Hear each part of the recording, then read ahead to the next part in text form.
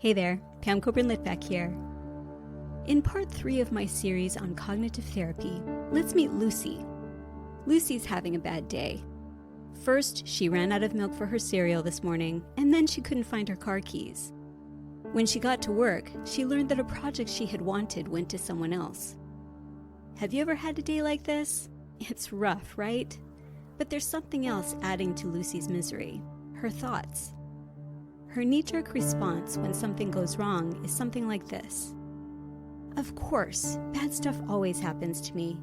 And of course, someone else got the project. I never succeed in my goals. We've heard words like always and never in all or nothing thinking. Now we're talking about another form of extreme thinking called overgeneralization. It happens when we exaggerate our faults and mistakes. We say things like, I always do the wrong thing, or you never listen to me. It also happens when we overgeneralize our problems. When something goes wrong, we turn it into something that has always been and will forevermore be true. Bad stuff always happens, and things will never get better. Now, in one way, I totally get how this happens.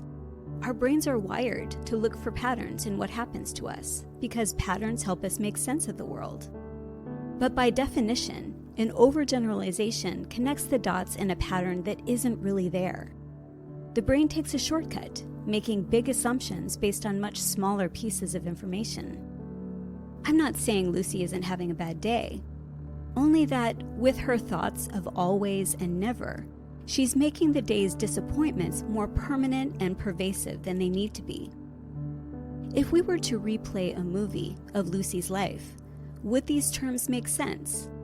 Or would it be more accurate to say that bad stuff happens sometimes, perhaps more often than she'd like, and her exaggerated terms are making them more ubiquitous than they really are? If we were to replay her life, would we see that good stuff happens to Lucy too? This reminds me of something Khalil Gibran said: an exaggeration is a truth that has lost its temper. Living with anxiety or depression can cause us to pay more attention to the bad stuff that lines up with our cynical worldview than the good stuff that doesn't. We may be tempted to laugh at Lucy's overgeneralizing, but her pain can be very real. This is where cognitive therapy comes in. It's not about shooting down every thought we have. It's about testing them to see if they reflect reality. If they don't, then they're distortions that can lead to distorted and often unnecessary pain. In this series, we're applying 4 principles of cognitive therapy to specific distorted thoughts. The first is doing our research, examining the evidence for our overgeneralizations. We can ask questions here like, what evidence do we have that what's happening is really an ongoing problem? If someone were watching a movie of my life, would they agree with me? Are there times when the thing we claim always happens doesn't happen? Or when what we claim never happens does happen? Second, we can look at our problems more realistically. One technique for this is called positive tracking. Let's say that every morning you order the same drink at your local coffee shop, but one day the barista says, "Sorry, we just ran out of that kind." And you think to yourself, of course, they always run out before I get to order my drink. But is this true? Try tracking how many times over the next couple weeks you get to order your drink or not.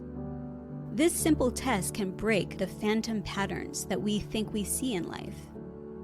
And we can apply the same test to more serious things, like job stress or relationship issues. Then we can take the next step of replacing exaggerations with more realistic terms. One question we can ask is, what less extreme words would more realistically describe the situation? Always and never can usually be replaced with sometimes. Like Lucy, we sometimes experience bad stuff.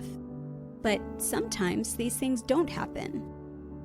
This more realistic look at life can help reduce our feelings of anxiety and depression. Here's the third principle.